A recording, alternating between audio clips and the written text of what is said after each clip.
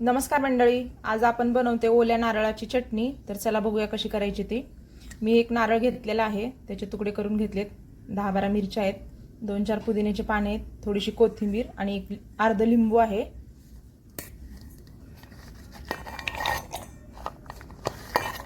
तर हे नारळ आणि हे सगळं आपल्याला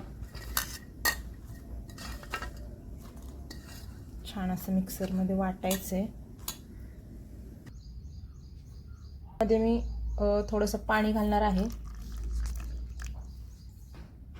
थोडंसं मीठ घालायचं आहे आणि किंचित साखर घालायची आणि आपल्याला अर्ध लिंबू पिळायचा आहे याच्यामध्ये, पूर्ण अर्ध लिंबू। तुम्ही पण तेवढंच घ्या घेतानी। तर बघू शकता आपली चटणी अशी झालेली आहे। तर बघू शकता चटणी आपली अशी झालेली आहे। माझ्याकडे कोथिंबीर थोडीशीच होती म्हणून मी थोडीच घातली, पण ह्याच्यामध्ये तुम्ही कोथिंबीर। तर आपण त्या नारळाच्या चटणी बरोबर खायला शेवचा पराठा करतोय।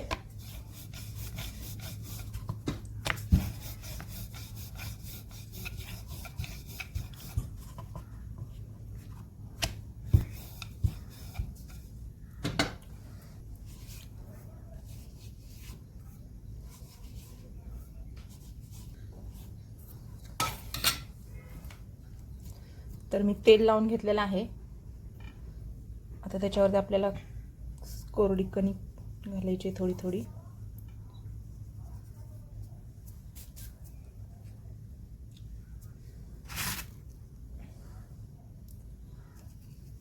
आणि ही जिरा शेव आहे।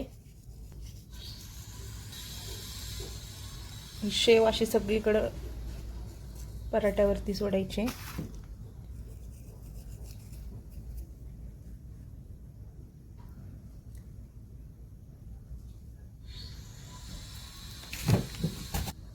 आणि मीठ घालायचे वरून थोडंसं।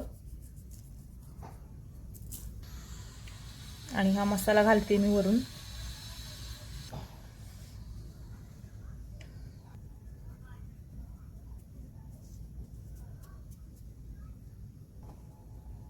तर पराठ्याला आपण असं फोल्ड करून घेणार आहोत।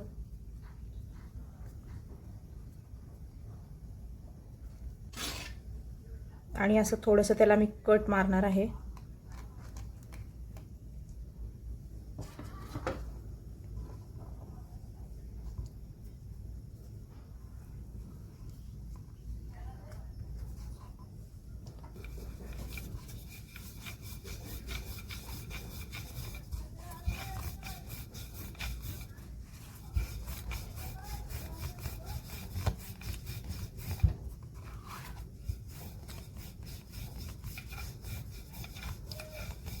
तर बघू शकताय पराठा असा लाटलेला आहे मी।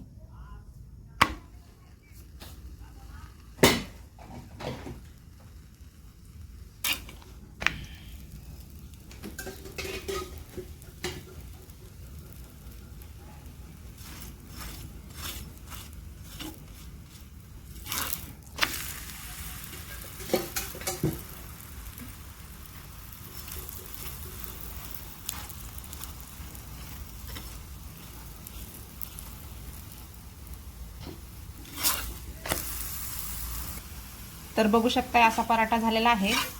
तर माझे जर व्हिडिओ तुम्हाला आवडत असतील तर माझ्या चॅनेलला लाईक करा, सबस्क्राइब करा आणि तुम्ही पण असाच पराठा आणि चटणी करा आणि खा। तर बघू शकता पराठा आणि चटणी तुम्ही पण नक्की ट्राय करा।